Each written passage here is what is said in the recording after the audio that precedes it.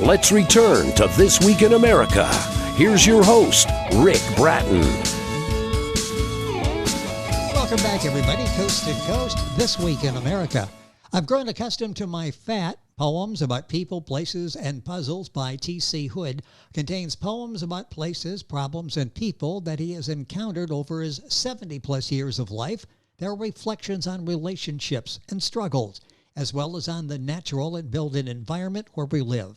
Tom Hood, Ph.D., is a professor emeritus of sociology, a distinguished teaching career including a number of years as head of the Department of Sociology at the University of Tennessee. He served on many department, college, and university committees, including president of the University Senate. An active researcher, Dr. Hood's funded research projects and activities in the areas of transportation and the environment have brought over $3 million in external funding to the university. His published research on the Billy Graham Crusade in Knoxville and his work on the social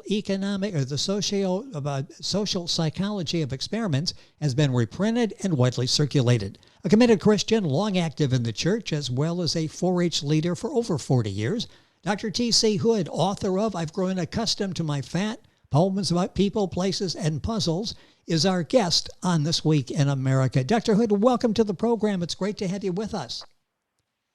Thank you very much. So Glad much to talk about. I love the title of the book, and I love the fact that with the amazing career that you've had, I love someone who obviously enjoys observations, watching people, and telling those recollections. Do you enjoy sharing your observations on American life with your friends and relatives? Of course. It really is great. And I'm a regular reader of The Economist, which has wonderful things in it, as well as the New York Review of Books. Yeah. So you stay up on all of that. I'm fascinated by that. And so many of these observations come into play in Dr. Hood's book. T.C. Hood is the author. That's the name you'll find if you're Googling it. I've grown accustomed to my fat, poems about people, places, and puzzles. It's interesting, the career that you've had. Do you believe that we experience life as constantly growing, constantly changing as we go through these different phases of our lives? Oh, absolutely. Absolutely. In fact, a book I'm reading now is a book by Jacob Tobiah called Sissy. And he calls it becoming a gender. And essentially what he does is he takes the idea of gender, which has resulted in all kinds of things in memoirs. But this particular memoir is unusual for a person writing under the age of 30. He's just turning 30 this year. And I guess he's made the Forbes, according to the jacket, he's made the Forbes list of notable people under the age of 30. But what the thesis of the book is that he has come to realize his gender over the period of time from when he was little up to the current day. And so that's a very, very interesting kind of thing. I do believe that life is one of those kinds of things where you are constantly revising and making a new assessment of just who you are. And to some extent, that's reflected in this book, I've Grown Accustomed to My Fat. You know, it's interesting observing for college students, young people in their formative years for so many years. And it's interesting, the book that you talk about, the article you talk about, how has the meaning of gender and sexuality changed during the course of your life? We've had a number of conversations over a couple of the past several generations. How's it changed in your life?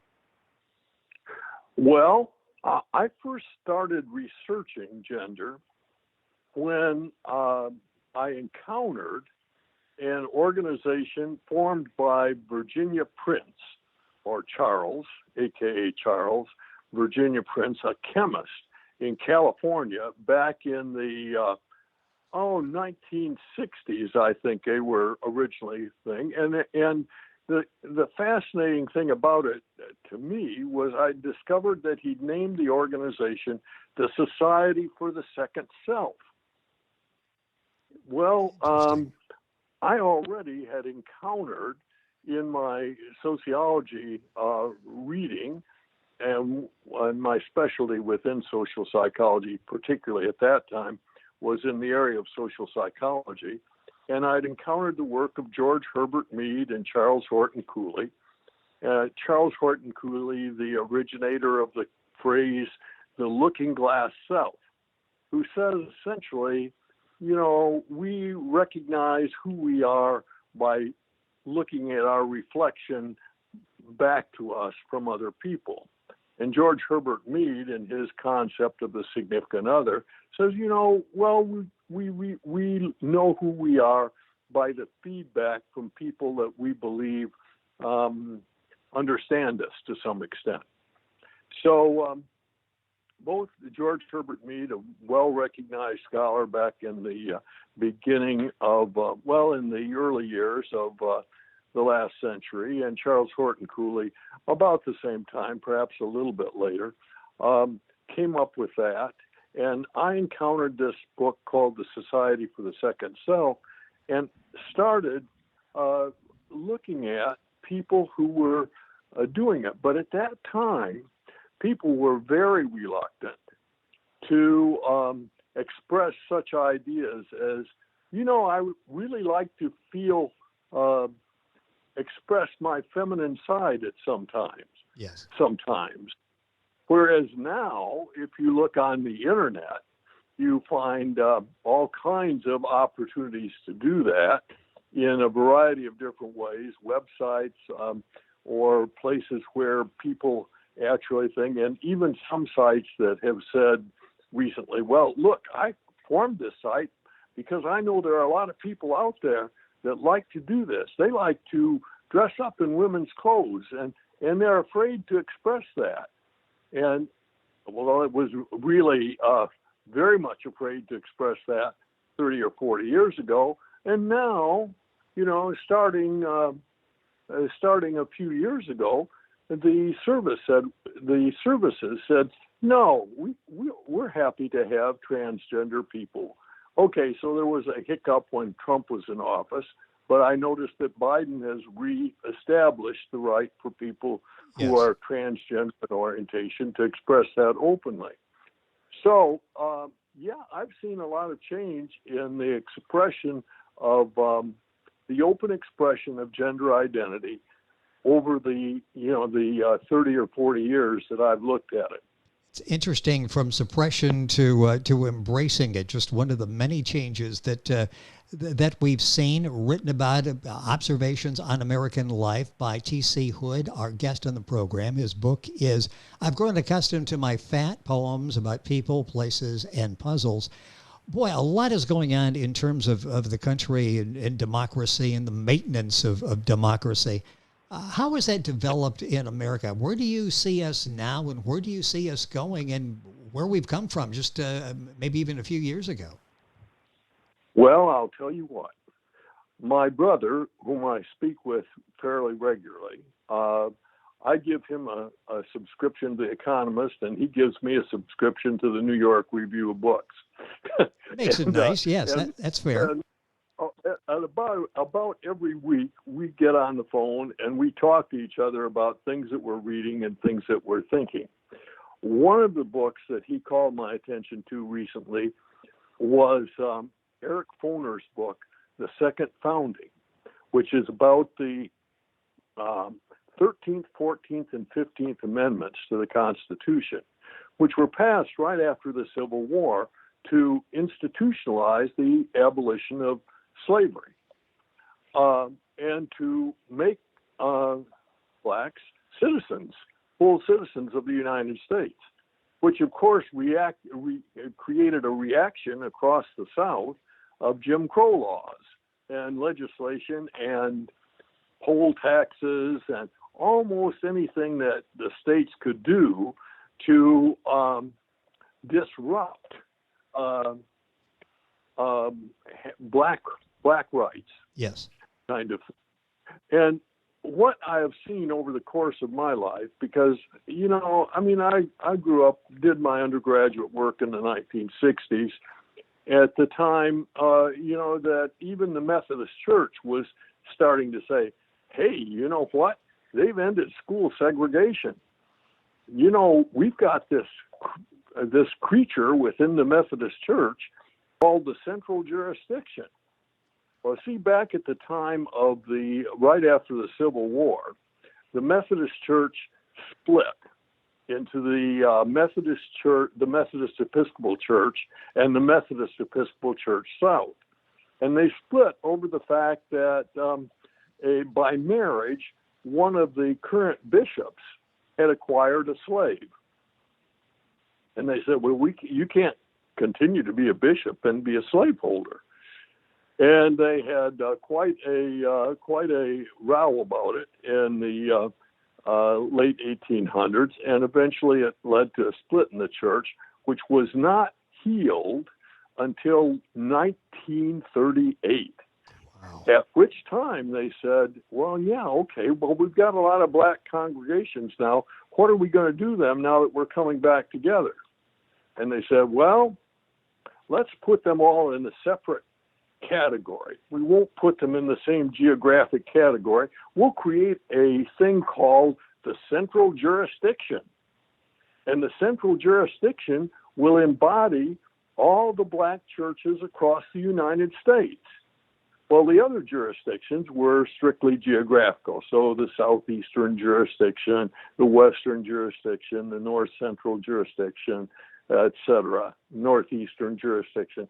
Those were all, but they put all the black churches into the central jurisdiction.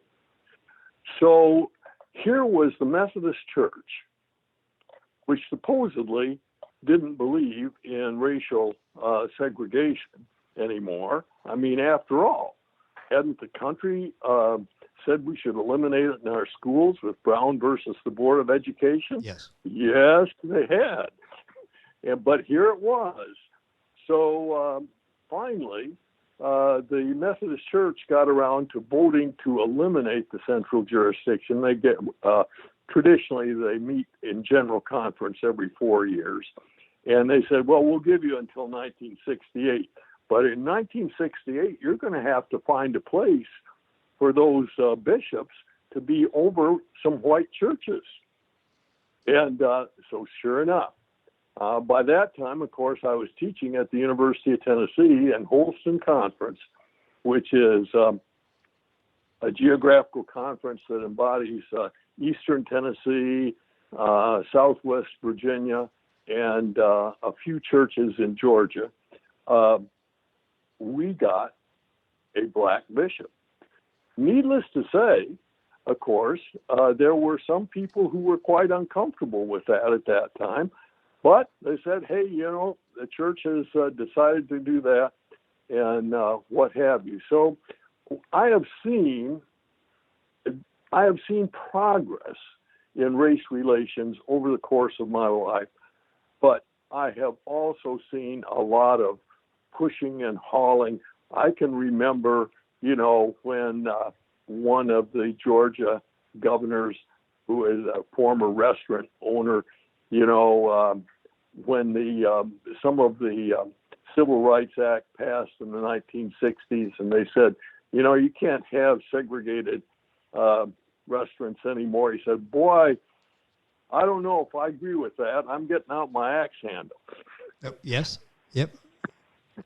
Remember anyway, yes, remember that. You've really seen some changes, haven't you? Oh, my goodness. I have. And then this summer, you see these things and you think, well, why are we having the Black Lives Matter?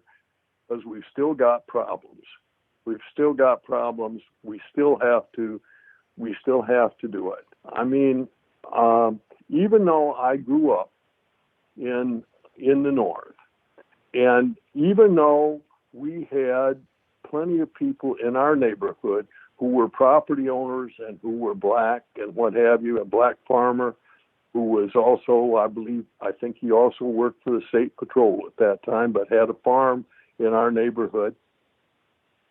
Even though I grew up there, I did not realize until some time later that barbershops in my little corner of Michigan where I grew up were still such that if you were black, you went into the barbershop and they might say to you, you know what, we just don't know how to cut your hair. Amazing.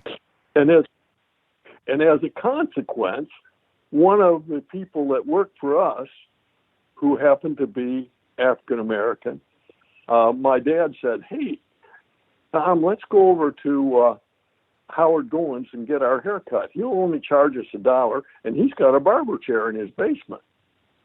Well, it wasn't until I read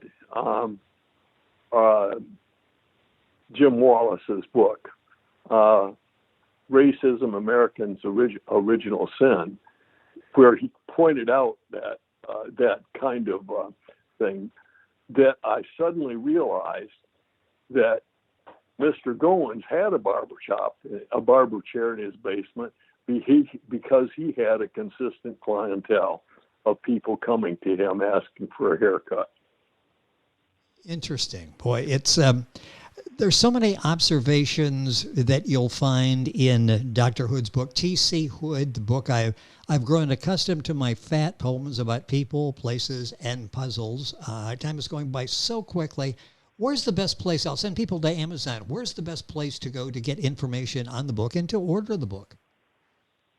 Well, Amazon stocks it all the time. And, if you wanted to order one from me, you could even take that address on the back of the book and send me a note at P.O. Box 9756, Knoxville, Tennessee, 37940. And you could do that, or Amazon will offer you it in electronic format. And I think it may be available on Barnes & Noble as well. That's perfect. And we'll have the Amazon, all the information that people can go find it on our website, thisweekinamerica.us. A couple minutes left. There's so much going on, as I alluded to before, in the news. What does the future hold for American democracy? I mean, there are people now talking openly and seriously about the fact that we could face another civil war. Where are we as a country? You know what? I really think that it's absolutely incredible that Merrick Garland got accepted. And they haven't had the vote yet, but he's gotten through committee. Looks like, yeah, Attorney General. Yeah. And Merrick Garland, actually, if you read the news stories, you'll find out that he was one of the people that worked on the Oklahoma City bombing of the federal building in Oklahoma City. Yes. And I think that Merritt will take on the insurrection that took place on January 6th. And I think that he will pursue that throughout his time as Attorney General. And I'm hoping that it will kind of, well, I know it will drive underground to some extent, but I'm hoping he will bring to prosecution a number of the groups who obviously made that an organized event rather than something very spontaneous. Yes, it's going to be interesting to see how that all unfolds. And I'd forgotten his role in the Oklahoma City bombing. I mean, he was right there. He's seen the impact, the devastation that causes, and it will be interesting to see how this plays out for the next 4 years. Boy, the time has gone by so quickly. The book is such an interesting read. One book review, a debut volume of poetry, embraces aging while mining memories for universal truths, and that really is the case. Tell me about the title here in the few seconds we have left. It captures your attention. I've grown accustomed to my fat. How did you come up with this title? Well, you know what? My sister Mary and I are actually, Mary's about 10 years younger, and we were talking one time, and we started just fooling around. Her background is in music, and we we started playing with little verses, and so Mary and I came up with it, and in one version of the manuscript, I shared it with a friend, actually a doctor who's a member of our church, and he said, of the things in the, you really should call that book by the title of that poem, because it's such a catchy title. Well, it really is. I've grown accustomed to my fat. Poems about people, places, and puzzles by T.C. Hood. 30 seconds left here. What are you working on now? Your mind is active. I can see it going in all these great directions and all the influence. Your career. You've got so much to offer in terms of thought provoking to get us to think over these issues and discuss some of these issues openly. What are you working on now? Well, I am working on a book with the title Assurance. And I've played around a lot with what the sections of the book should be. And I've decided that on the basis of the poems that I've collected over the years, that I've got 3 themes that I can use that kind of fall under assurance, that are familiar to anybody that's read the 13th chapter of 1 Corinthians, namely faith, hope, and love. And so I'm going to have a section on each of those. And the poem I'm working on right now goes into the hope section, and it's a kind of a reflection on the different ways in which I have had my hair cut over the years, because my first haircuts came from my uncle, who was a self-taught barber. My mom came from a family of 10, 5 boys and 5 girls, and many of them lived up in the southwest Michigan area where I live.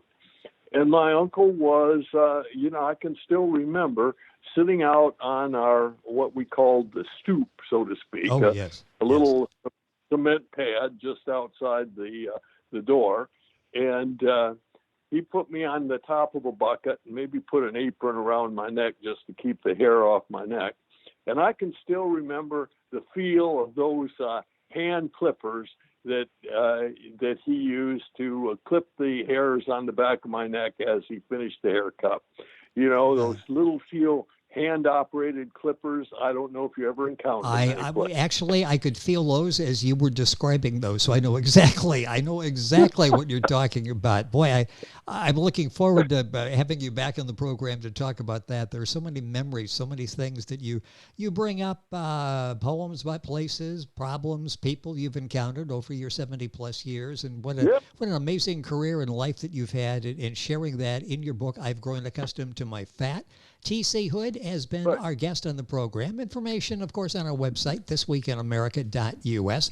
Dr. Hood, it's been a pleasure having you on the program. Enjoyed it so much. Hopefully we can do this again. Thank you for spending some time with us. Well, I hope we can do it again, too. Maybe after I get this book done on assurance. I would love to have a chance to read it and to talk about it. And again, this book's now available at Amazon. The book, I've Grown Accustomed to My Fat. Information on our website, thisweekinamerica.us. Back on today's program after these messages. This Week in America is online. You can visit our website, thisweekinamerica.us. Scott Pinkerton, associate producer of This Week in America. Jay Anderson, segment producer. Ben Watson, webmaster. Otto Bechet, director of engineering and TV production. This Week in America produced and is a trademark of Blue Funk Broadcasting, LLC. For information on all of our guests and to listen to this week's show, our website again at thisweekinamerica.us. And I'm Sean Bratton, executive producer of This Week in America.